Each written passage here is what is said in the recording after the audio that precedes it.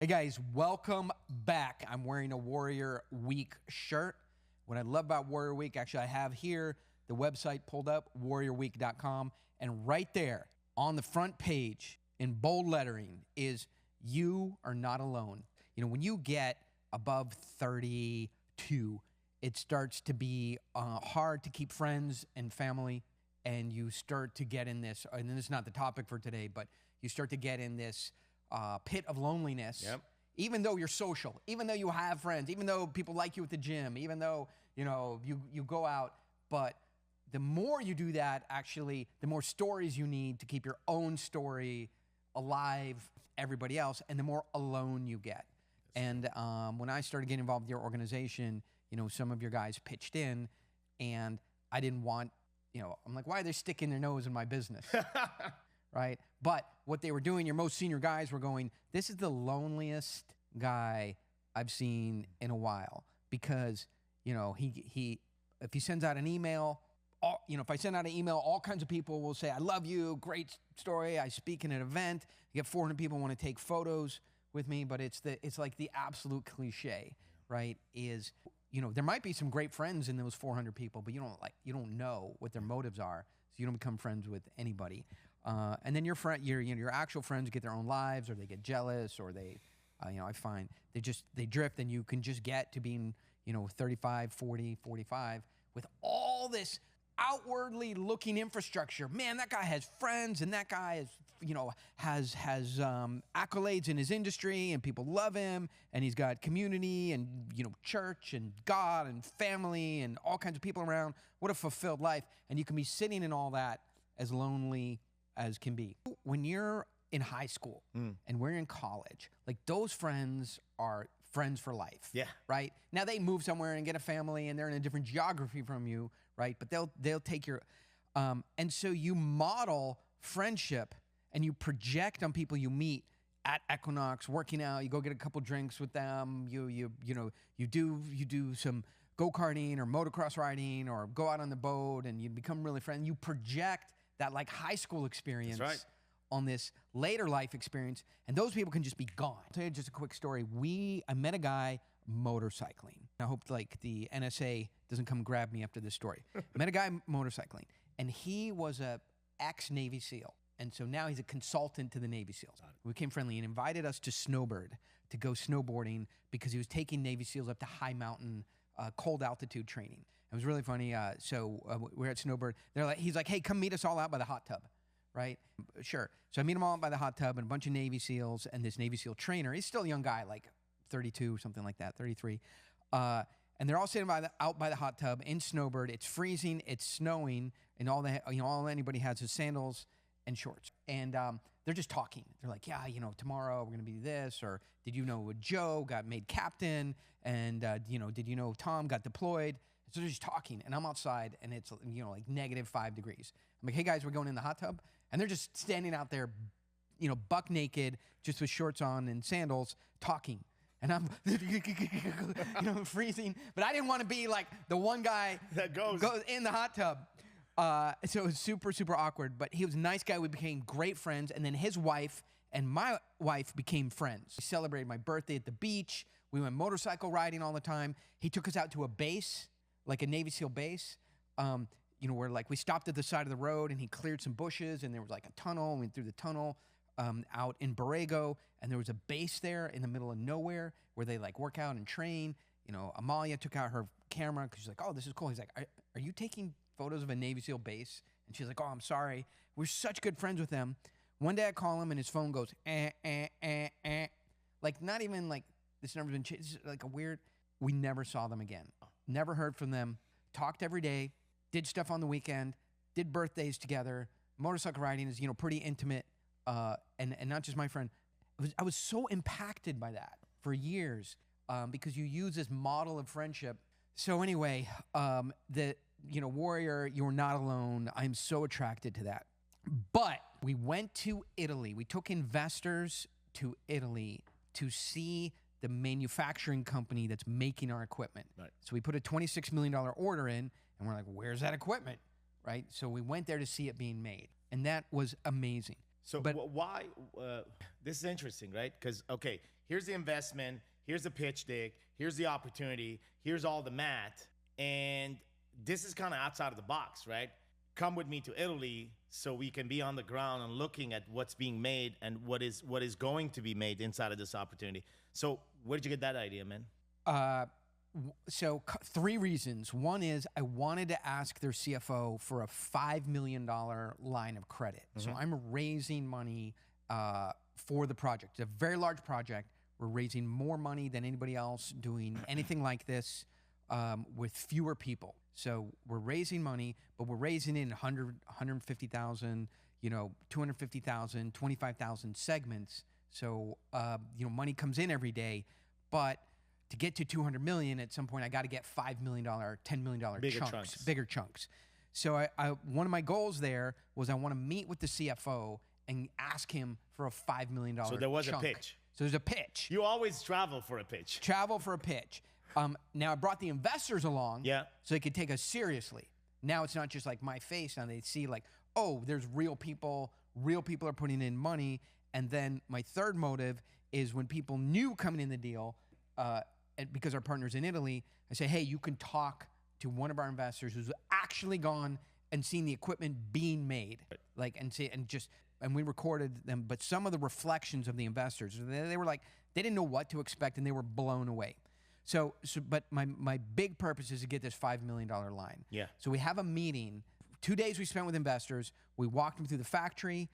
Second day, we did some touring in the Venice area, went to a museum, saw the old city, did some cool stuff, broke bread, had fun. Third day, I was meeting with the CFO and the CEO of the company. And so I go in a meeting with them and I'm walking them through what we've accomplished so far and what is the basis for issuing this $5 million line. And it was going really well for, I would say, 3 minutes. Broke my PR. That's a PR for me. A meeting was going well for 3 minutes. The CEO picks up his phone and is like, engaged in texting.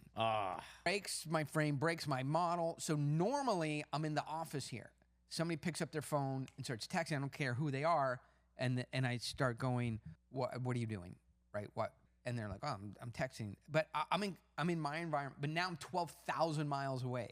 Right. Like I traveled there. And I just felt myself falling. You're in their house. I'm in their house. I need, I want their $5 million.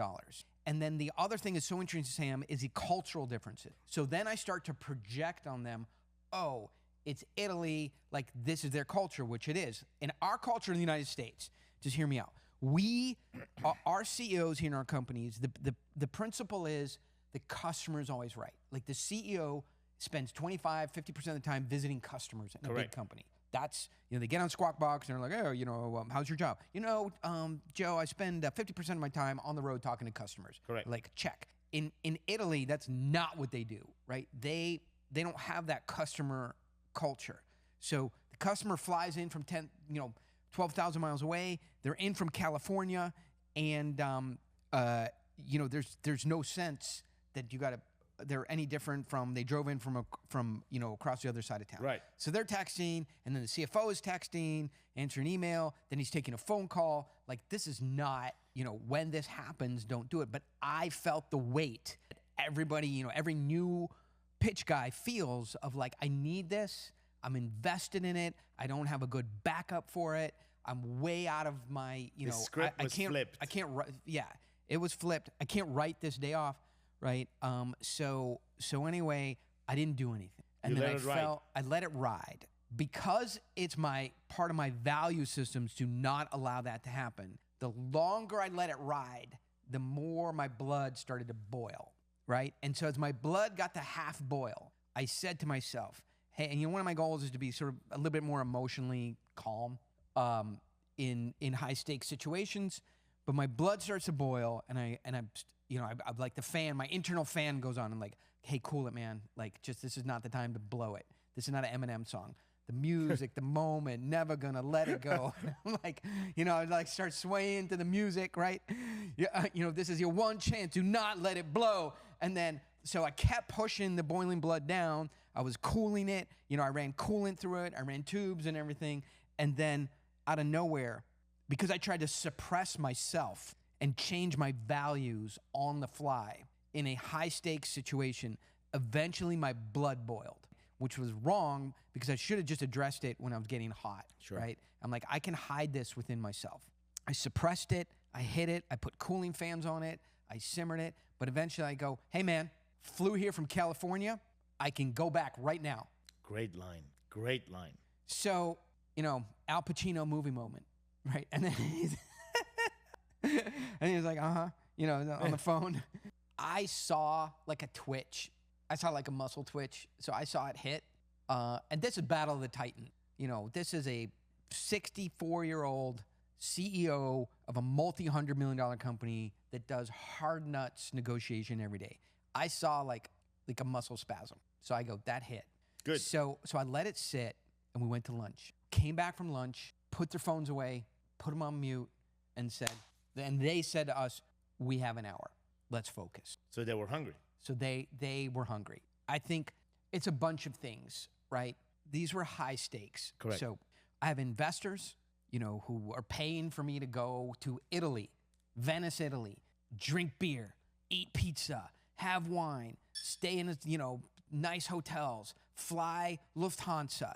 So I'm getting paid to do this job. Number two is I have a team who's expecting me to bring home the bacon. Number three is I am missing my son's hockey tryouts for his new team. Yep. So I have family stressors on this. Let's see what else. I'm investing time, which I could be doing other things. So this office is set up to do one thing: raise money, and it does that effectively. So when I leave here, you have something to pitch. You go on the road.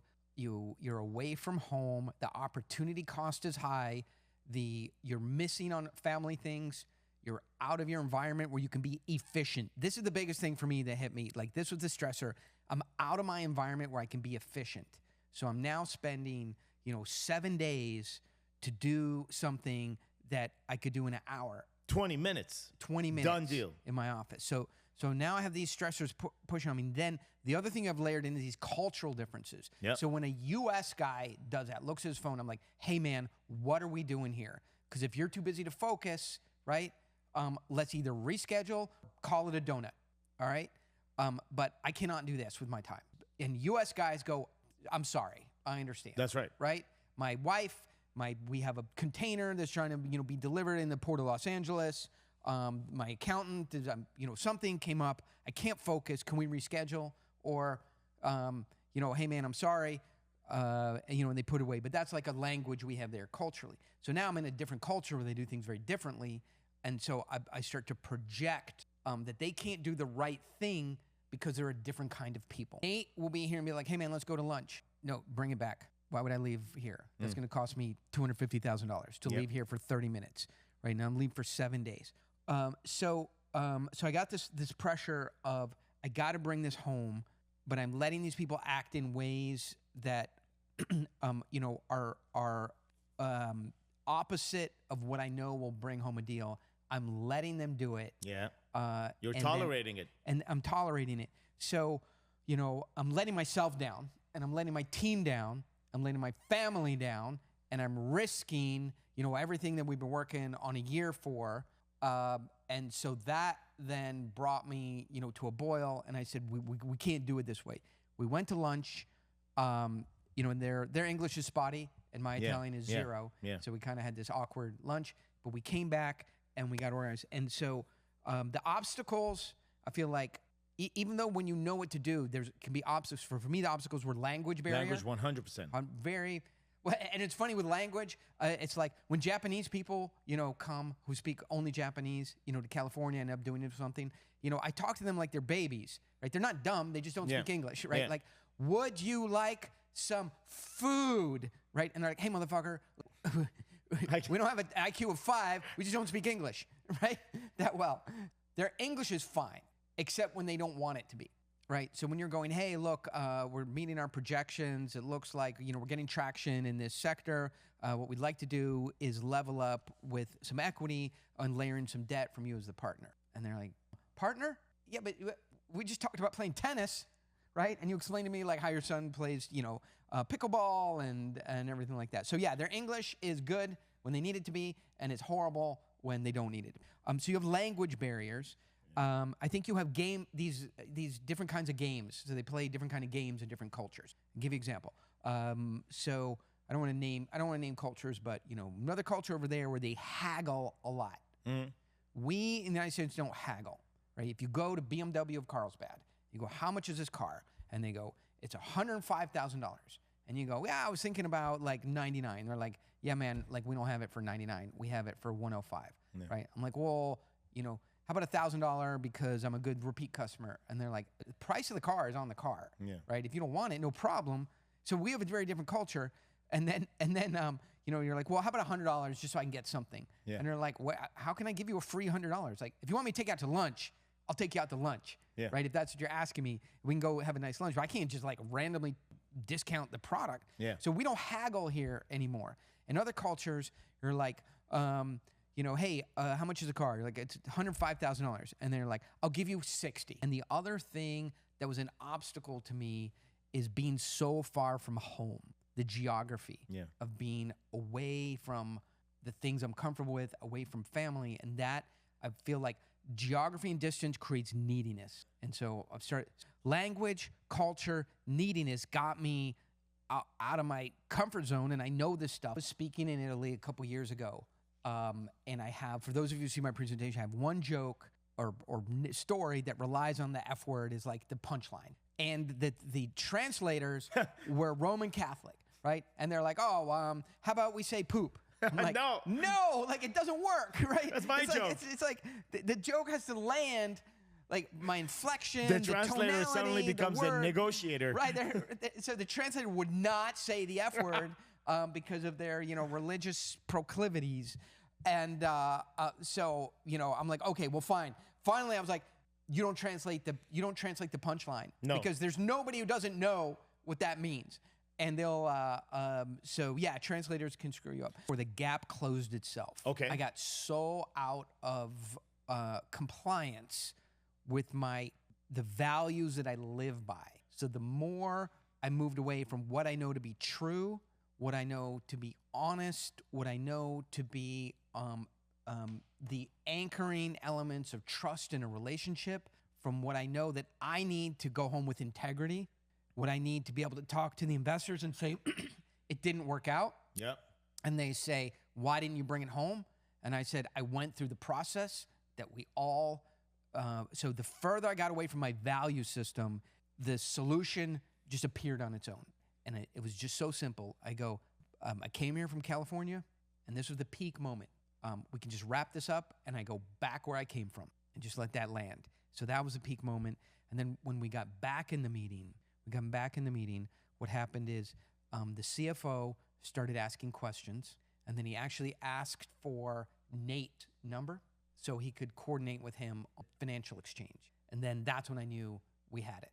So it worked out, and I feel like if I had just continued to be outside of integrity, outside of my values, and allow them to take phone calls and texts and everything like that, we wouldn't have landed one single stance. And I think for me, if you want something to write down, of course, never be needy, stick to your values. But if you're new to this, the way I try and explain it to people is I would rather die on my feet than live on my knees. So in order to get their attention, I had to say, you're going to lose access to me. There we go.